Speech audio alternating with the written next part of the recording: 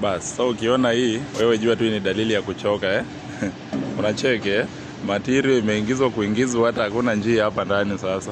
Wanataka zote zikue zimewekwa, unaona? So hizi beam zinawekwa hapa. Hebu angalia hapa.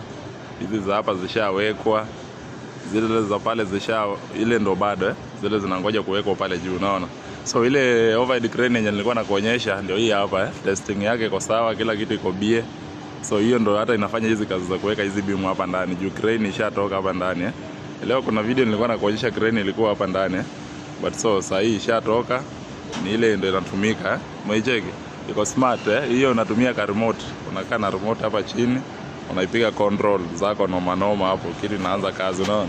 So hapa bado tuko na beams hapa ndani zinafaa ziingie hapa. Unacheki material iko mingi hapa. Kazi unacheki. Kazi lakini most of them ziko ready Umeona hata zishapigwa namba. Ukiona zishapigwa namba, hizi ni drawing number. Pale kwa drawing wame name, unakuja unatafuta hapa.